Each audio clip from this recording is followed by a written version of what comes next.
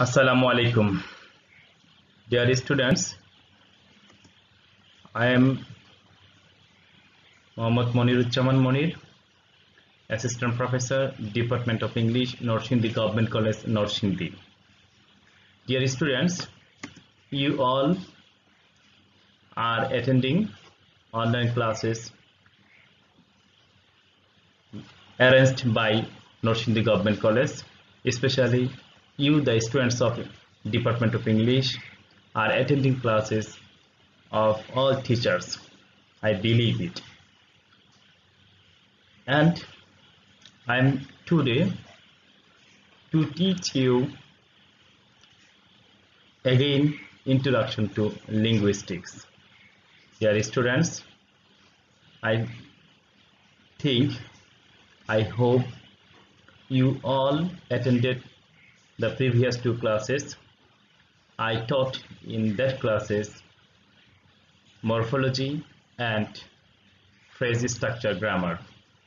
Today I will teach you IC analysis. This topic belongs to syntax,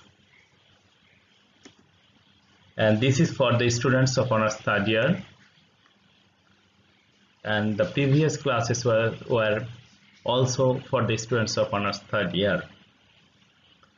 Today I will teach you IC analysis, and after attending this class, or only 20 minutes, after 20 minutes you will learn what is IC analysis, exemplify IC analysis through T diagram, and what are the limitations of IC analysis. Dear students, before going to teach you IC analysis, I would like to introduce a person. I think you all know him. He is a linguist, Leonard Bloomfield. Leonard Bloomfield introduced the IC analysis as a term for grammar. Now, I want to inform what is IC analysis. IC means immediate constituents. IC analysis is a method of sentence analysis. IC analysis is a system of grammatical analysis. IC analysis is analysis which analyze sentence structure. Now I will help you to define what is IC analysis. Actually, IC analysis is a system of breaking down sentence into their smallest meaningful constituents. Breaking down sentences into their smallest meaningful constituents. IC analysis is a system for analyzing their structure. There means sentence structure. The aim of IC analysis is to find out the ultimate constituents of a sentence and their relationship with one another to avoid multiple interpretation. The constituents are nothing but the morphemes, a group of morphemes which form the words and then sentence. Constituents are nothing but the morphemes or group of morphemes which form the sentence and then which form the words and then sentence. That means constituents may be morpheme or group of morphemes that will form word, and these words will form sentence. So IC analysis is a system of breaking down sentence into their smallest meaningful constituents for analyzing their structure, which aims at finding out the ultimate constituents of sentence and their relationship with one another to avoid multiple interpretation. And dear students, you have to know more about IC analysis if you want to be clear about it. What are the functions of IC analysis?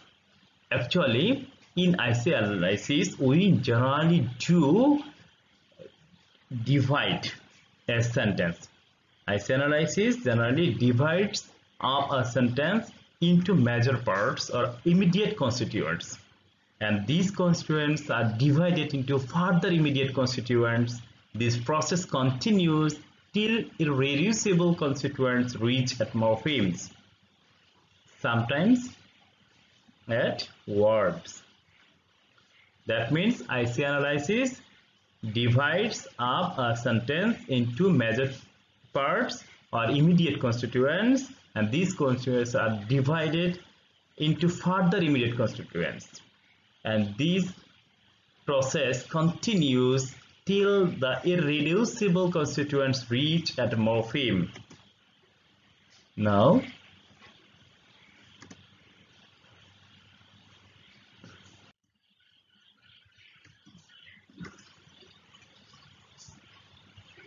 you all know how do different phrases form, because it is very much necessary to know how do different phrases form. I have already taught you this term in phrase structure grammar, so I don't want to waste more time here. Just you will see this slide here. NP comprises determiner, adjective, noun, prepositional phrase, and another sentence also, but noun is mandatory here, and verb phrase, verb, noun phrase, and prepositional phrase, but verb is mandatory here. In the prepositional phrase, preposition and noun phrases, but preposition is mandatory and preposition dominates. Adjective phrase comprises a verb, adjective, and prepositional phrase also, but adjective will dominate. Adverb phrase comprises adverb and other adverb phrases, but adverb will dominate. Now I will show you how will you draw a syntactic trace. Again, this is similar with now phrase structure grammar. You have already been taught about these topics. Always start with the word classes at the bottom, always write s at the top, branching into noun phrase on the left or subject, and the verb phrase on the right or predicate. You may write it subject or NP, and you may write verb phrase or predicate phrase also. Lines are not allowed to cross. Label is not in the diagram. Dear students, now we will practice. We will see a sentence and you will be clear how a sentence may be divided or analysis following the rules of IC. Here I have written as in the top. S means sentence, and sentence is divided immediate to constituents. Immediate to constituents means subject or predicate or noun phrase or verb phrase, and this subject is divided again two parts. One is determinant, another is noun phrase, and verb phrase or predicate is divided into again two parts. One is verb phrase, another is noun, and in the left part, subject part, noun phrase is divided into two,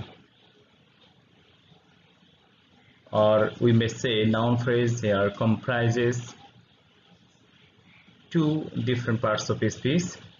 One is adjective, another is noun. One is adjective, another is noun. Here adjective is old and noun is man, and determiner here is article the, So the sentence turns this: the old man play chess. The old man is subject verb and played chess is the predicate verb. Or old man is noun phrase, played chess is verb phrase. And this old man, they means determiner, old means adjective, man means noun. And in the right part, played is divided into two, that means play, and I also here want to inform you that you have to mention here the tense indicator also. So I am here to write play and past, and chase is noun here, so there is no difference. But here I find only a slight difference between phrase structure grammar and IC analysis. Only here I have mentioned tense, and tense means we may write here ed, test ed also, but now a question may arise: what is immediate constituents? Immediate constituents is a word or group of words that function as a single unit within a hierarchical structure. And ultimate constituents are the smallest meaningful or grammatical unit or morphemes which any given construction can be broken down. So immediate means just near, or immediate constituents is a group of words that function single unit, and ultimate constituents means the last stage of constituents or last stage of a sentence which cannot be broken more. That is called ultimate constituents. Dear students, if we go through another example, this will be very clear. This will be clearer to you. It will make you clear. A young girl with an umbrella chased the boy. Look at the sentence. A young girl with an umbrella chased the boy. Here again we will divide into two immediate constituents, that means subject or predicate, or noun phrase or verb phrase. Here noun phrase, a young girl with an umbrella, and verb phrase is chase the boy. So I did this noun phrase and verb phrase. Again noun phrase is divided into two, noun phrase and prepositional phrase. Noun phrase is a young girl and prepositional phrase is with an umbrella. This is for the left part. And noun phrase a young girl is divided into three parts: determiner, adjective and noun. And prepositional phrase is divided again into two. One is preposition with, another is an umbrella, that means noun phrase again. And determiner, here is an article, the article is a. And adjective I have already told, young, noun here girl, preposition with, and noun phrase is divided again article and noun. So article here and a noun here is umbrella. This is all about the left part of a sentence. And now we will see what about the right part of the sentence. Right part means verb phrase or predicate. Verb phrase, again verb phrase and noun phrase. Verb phrase here is main verb or verb, and again tense indicator, that means tense T. Noun phrase here is article, or that means determiner, and noun. So verb is here chase, and tense, if you will write past, that means this is past tense, and article means the, noun means boy. So the sentence turns: a young girl with an umbrella chase the boy. Chase the boy. So dear students, I think it is clear to you. Just I will divide the sentence. You will divide a sentence with two immediate constituents, and this will continue until it reaches in the morpheme. Here past indicator means some linguists write here just D. Some linguists will write here D. That means D is grammatical unit. I have already taught this D is a grammatical unit, that means a morpheme. I will again teach you. So a T diagram may be drawn in different way, but you have to follow one way. You may write here past, present, or you may write here D, ED, S, ES, etc. Now dear students, we will see what are the limitations of our IC analysis. Dear students, immediate constituent analysis has its limitation. It is not possible to analyze such structure. For example, some sentences that is structurally similar but semantically they are different. Structurally similar but semantically they are different. Please notice these two sentences. Robert is easy to flatter and Robert is eager to flatter. These two sentences are structurally similar. Robert, noun, verb, easy adjective, to flatter, and again Robert, noun, is adjective, to flatter. So these two sentences are the same category of according to structure, but semantically these two sentences are different. And how will you analyze these two? This is a limitation of IC analysis. Another limitation of IC analysis is when the same string of words can be associated with more than one tree structure, it is said to be structurally ambiguous. Such as, I bring new pen and pencil. You may divide this sentence in such way. Firstly, you will divide these two parts: subject part I, and predicate or verb phrase, bring new pens and pencil. Again, these will divide into two: bring and new pens and pencil. New pens and pencil will be divided again new and pens and pencil. This is one. And in the other way, you can divide this sentence in this way. At first you will divide this I and bring new pens and pencil. Then bring new pens and pencils will be divided into two: bring and new pens and pencils.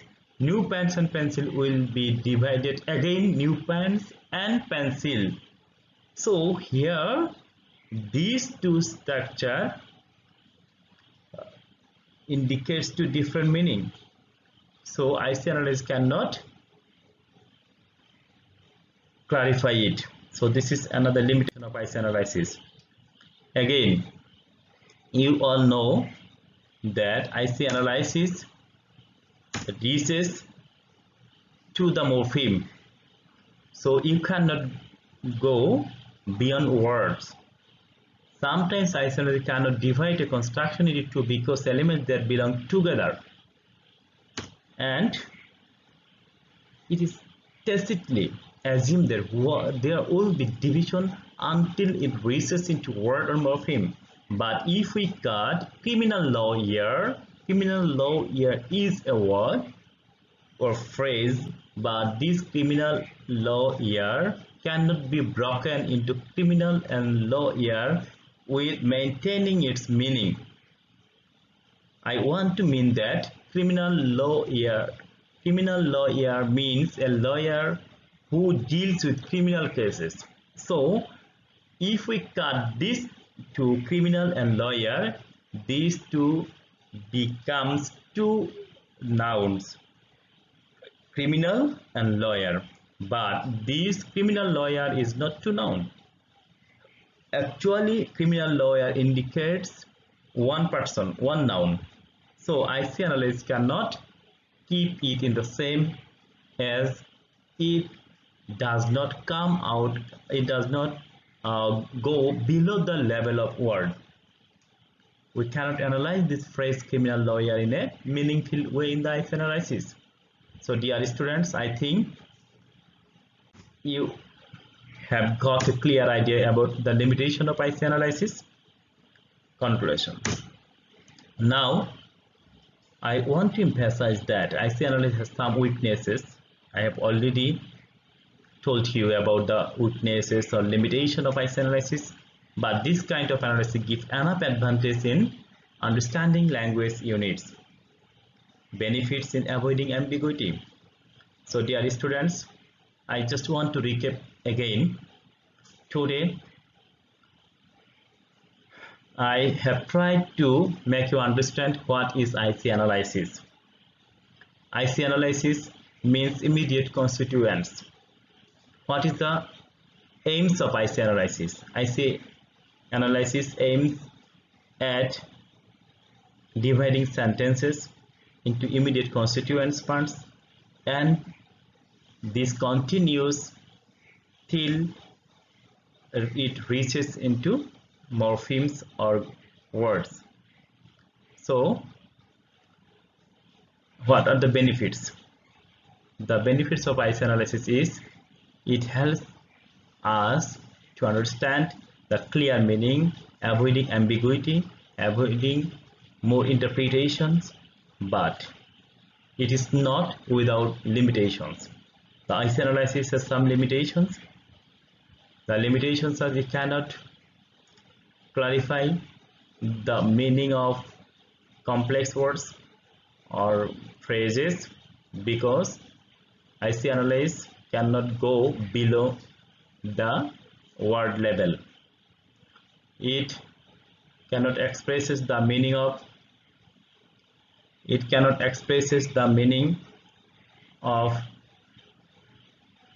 clarify the meaning, expresses the meaning discontinuous words. In spite of this, IC analysis give enough advantages of us. So dear students, no more today. Hope you will be with us.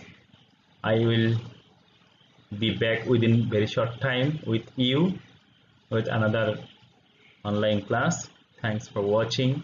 If any question arises, you will write in the comment box or you may communicate with me. Stay home, stay safe, and next class will be on deep structure rules or surface structure rules and this tree diagram. Thank you. Bye.